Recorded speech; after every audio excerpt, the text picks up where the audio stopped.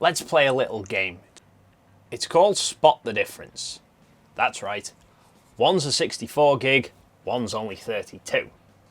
But in all seriousness, today I want to talk to you about memory cards because I think memory cards are one of the most underrated and easiest ways to get the most potential you can from your camera. Because it's all well and good getting, the fastest shooting camera on the market, but if you don't have memory cards that are up to the task, they're going to be a bottleneck and you're not going to get the full potential you can from your camera body. Obviously, just going out and buying the most expensive memory cards could well be a waste of money, because if your camera can't write anywhere near as fast as what the card is capable of, then it's just kind of wasted a bit. So today, let me kind of demonstrate just how much of a potential difference you can get from different memory cards. And so I'm going to be demonstrating using these 4 memory cards here. Now, 3 of them are various SanDisks and one of them is something else. Now, on all the memory cards, you're going to see a number.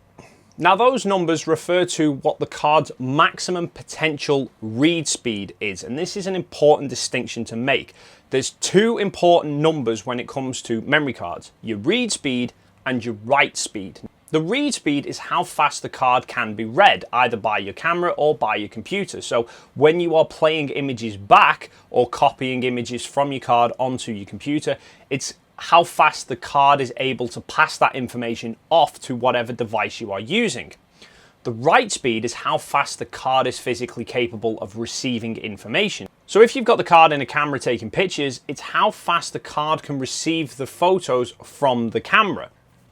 Generally, the write speed will be slower than the read speed, and neither of them are a complete constant. It's not like this will always be reading at 80 megabytes. It depends on varying factors: what the files are, what information it contains, what the devices you are speaking to. They will always fluctuate slightly. But how do those numbers affect your camera? Well, as I've already said, the read speed is how quickly the card can pass the information back to the camera. So if you're trying to review images you've already taken, then having a faster read speed is just going to mean that your camera can pull the information back off the card that little bit faster, so it's going to be potentially smoother when you are viewing your photos back.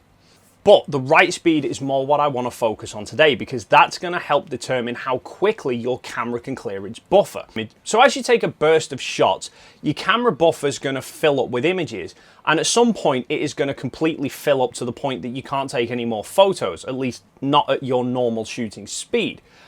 And you won't be able to carry on shooting fast bursts until your buffer has emptied enough space for it to accept more images. Now, how quickly your camera can clear the buffer has 2 factors. Firstly, what the ability of the camera is, but also how fast the card can accept the images. So let's say, for example, your camera has a write speed of 60 megabytes a second, okay? That's the fastest possible speed that your camera can physically send the information to the memory card. But if you're using a slow memory card that has only a write speed of, say, 20 megabytes a second, that's as fast as it can possibly receive the information. So even though the camera is capable of passing information at 60 megabytes, if you have a card only capable of 20, then your camera can only pass information off at 20 megabytes a second, which means it's going to take 3 times longer for the camera to empty its buffer than if you were using a card with a write speed of 60 megabytes a second or faster. But like I said before, don't just go and buy the fastest memory cards that you possibly can, because, memory cards these days are hitting 300 megabyte a second transfer rates. But you put one of those into a camera that can only do 60 megabytes a second, the card's only going to get information as fast as the camera can send it. So it's a balancing act of finding out how fast your camera performs and then finding a memory card that kind of best suits that. It's not the be-all and end-all, I'm going to admit, because my camera is capable of taking UHS 2 memory cards that are up to 300 megabytes a second, but the fastest that I have is only 95 megabytes a second. But I'm not putting my camera in situations where I'm filling out the buffer and forever thinking, come on, I need you to hurry up here. If I was, I would get faster memory cards. But I have seen quite a number of people upgrade their cameras to ones with faster burst rates, but haven't upgraded their memory cards to go with it. So as a result, they're taking more pictures and the buffer's filling up just as fast, but it's taking even longer for the camera to empty the buffer because it's being held back by what the memory card can manage. But what card you choose to go for, it's going to kind of depend on a couple of different things, you know, kind of what camera you're using, what you're shooting. So my day-to-day memory cards are usually some of these, which are SanDisk Ultras. These are currently on Amazon for £10 for a 32 gig card. They're rated at having a read speed of 80 megabytes a second. When I ran a performance test on these, they came back with a read speed of 69 megasecond and a write speed of 51 megasecond. So for day-to-day shooting, for me, they're perfectly fine. But unfortunately, if I'm shooting a 100 megabit video, either 4K or 1080, the camera doesn't recognize this as being fast enough to receive the information. And also, if I'm shooting kind of sports and stuff like that, because of the slower write speed, it does take a little bit of time for the buffer to empty. So I got a couple of these, which are SanDisk Extremes. Now for a 32 gig card of these, they retail for just under £14. So they're about £4 more expensive than the Ultras. These are rated at having a read speed up to 90 megasecond. Now when I ran a performance test on these, I got a read speed back of 84. But on the first run, I got a write test of only 43 megabytes a second, which is slower than the Ultras. Now, when I ran a second test, I did get back at like 51, 52 megasecond, same sort of speed as the Ultras. But strangely enough, the camera will let me record 4K to these, but not to these. I don't know. Now, if I'm going doing like motorsport or something like that, where I think there's a possibility I might run the buffer out, then I will use some of these, which are SanDisk Extreme Pros. Now, the 32 gig card of these is £17, so again, about £3 more expensive than the Extremes and £7 more expensive than the Ultras.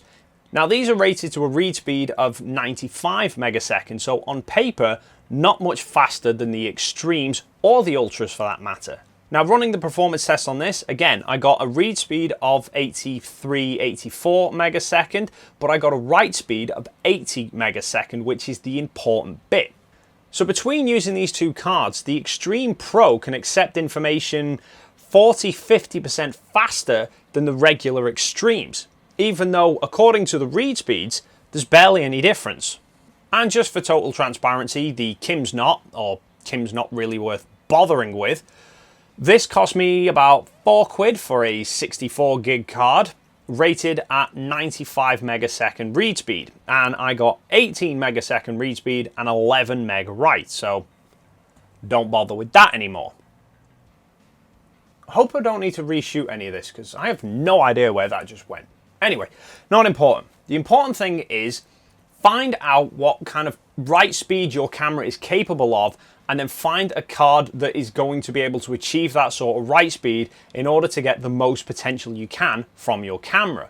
But don't just take what the card says on paper, do some research first. Or if you want to buy a couple, maybe just buy one, run a test on it just to see what it's actually capable of doing. Because just because a card says it can do up to a certain speed doesn't necessarily mean it's actually going to be able to achieve that speed all of the time. For anyone who's curious or wants to test their own cards out, I used a free piece of software called SpeedOut. I will try and leave a link for it in the box down below if I can find one. There will also be links in the description to the 3 SanDisk types that I currently use, the ones that I tested today. The other one, you are quicker just buying a set of pencils and drawing whatever you're taking a picture of. And all of them were done using a Lexar USB 3 card reader, so the only potential bottleneck was the card speed itself. So that's it for another video. As always, if you have any questions, queries, general comments, the boxes, you know how YouTube works by now. If you haven't already, guys, please hit that subscribe button. Thank you so much for stopping by, and hopefully I will see you in the next video.